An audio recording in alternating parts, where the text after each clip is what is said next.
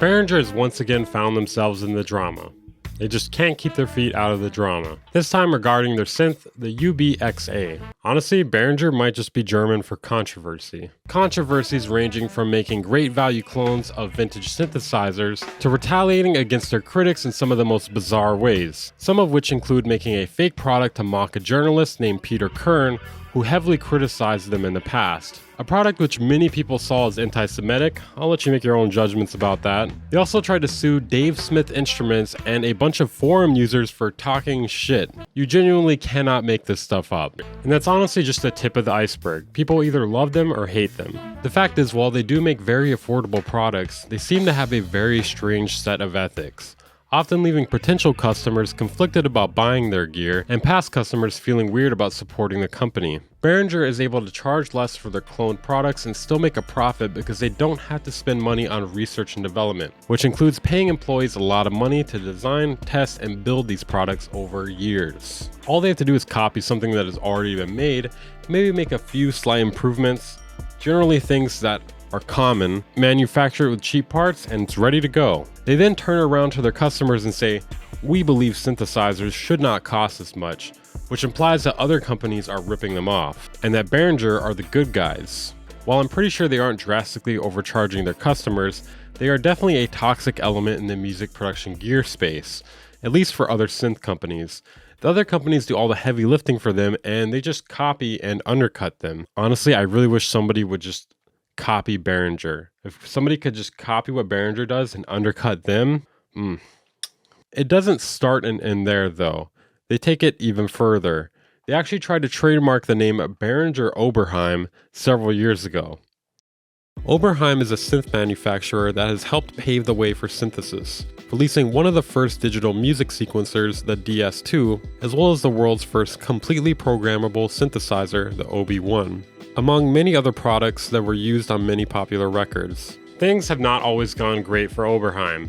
They went bankrupt in 1985, were acquired by a group of lawyers, and then went bankrupt again in 1988, before being acquired by the guitar company Gibson.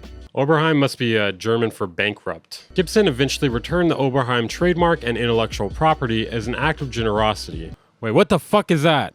Coincidentally, that timeline does check out with Behringer's development of their own clone. As I said before, Behringer tried to trademark the name Behringer Oberheim. The US Patent Court basically told them to fuck off, and trademarking this name would both be confusing for the Oberheim brand as well as Tom Oberheim, the creator of the brand. Behringer actually owned the trademark in several other countries, but being the good guys that Behringer are, they decided to give them back the trademark. Maybe I'm just jaded, but it's hard to view this as an act of goodwill from Behringer because of their troubled past, as well as the fact they tried to trademark the name originally. Behringer released the UBXA synth in late 2023. It's an analog polysynth that takes inspiration from the Oberheim OBX8. Behringer definitely uses the word inspiration very liberally. I bet they would say all of their products are just inspiration. The OBX8 takes the best parts of their iconic synths from the late 70s to early 80s, the OBX, the OBXA, and the OB8 into an 8-voice analog synth. The UBXA has been Behringer's best-selling synthesizer, which isn't too surprising when you look at some of the features and the price point. They have recreated the presets of the OBX8, emulated its oscillators and filters while adding some more modern features, 16 voices, multi-timbral, 61 keys, and polyphonic aftertouch for only $11.99, which is honestly pretty enticing when compared to the cost of the OBX8. It's $49.99, and I'm not talking about $50. Yeah, it's like the price of a decent used car. So obviously, Behringer celebrated on Facebook because that is the main place they lurk at. Facebook is full of boomers and Behringer's fans. It's never been a worse time to be on Facebook. In a now deleted comment, they wrote that they had discussed the UBXA with Oberheim and got his consent in developing the synthesizer. According to Music Radar, later in the thread they wrote, "How many other products such as VSTs take inspiration from legacy products? Why is it okay for others but not for us?" And honestly, it's because people just don't like Behringer. And it's not hard to see why. For instance, how they tried to trademark the name Behringer Oberheim. Who does that? Why? Why would you do that? It's very strange business and copyright troll behavior that really serves no purpose other than to fuck over other companies. Also, the fact that making a VST of a hardware is not really the same thing as making a clone of the hardware, but We'll leave that there. So Tom Oberheim, the owner of Oberheim Electronics, called him a big fat fucking liar. Well, maybe not quite to that effect, but he was like, no, that did not happen. You may have seen the recent stories online where Behringer is claiming that they have my consent to make UBXA and that I know their plans. There is of course no collaboration between us and no discussions of their plans for synths or anything else. They do have limited rights to use the name UBXA, but not the Oberheim name. It's obviously been clarified that they do have consent, but from the way they worded it, it seems like they did so reluctantly. Possibly for a paycheck. Can't blame him though, it's hard out here. And he also stated that he doesn't work with them and never wants to work with them. Also, what is all this shit about plans? It's a synth. Are they planning world domination with it? What fucking plans? And obviously Behringer responded because they always have to get the final word in.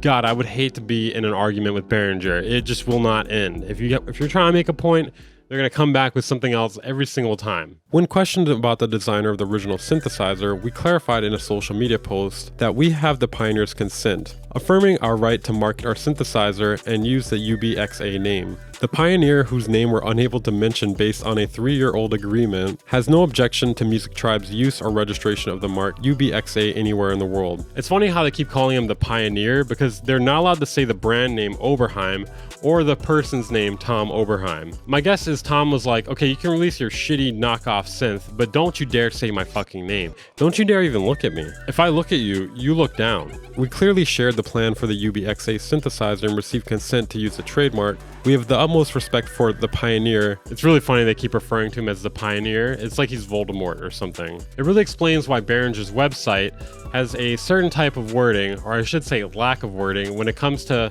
discussing their product. You can't find the word Oberheim anywhere on here. It mentions words like legacy and faithful recreation, but they absolutely cannot say the name Oberheim, even though they have an area mentioning the albums Oberheim synthesizers were used on. They can mention the synth, they can mention the OBX8, but they're not allowed to say Oberheim or Tom. Man, Behringer's website has the goofiest stock photos. Like, what is this? What is this right here? Behringer really needs to get a new social media manager if they even have one, because they get themselves into shit so often just based on a comment or post on Facebook. I would not be surprised if in the near future they slip up and say Tom Oberheim's name. So I guess look out for that video in the near future. Okay, that's all I have for you today, guys. Thank you for watching. If you press the like button on this video, I will do something mysterious in your bathroom. Subscribe if you're new here. I post music production news and commentary videos almost every single day, sometimes every other day. If you want to support the channel and what I do here, consider joining my Patreon or becoming a channel member. For as low as $5 a month, you get access to exclusive content, outtakes, and other goodies. I'll see you guys next time.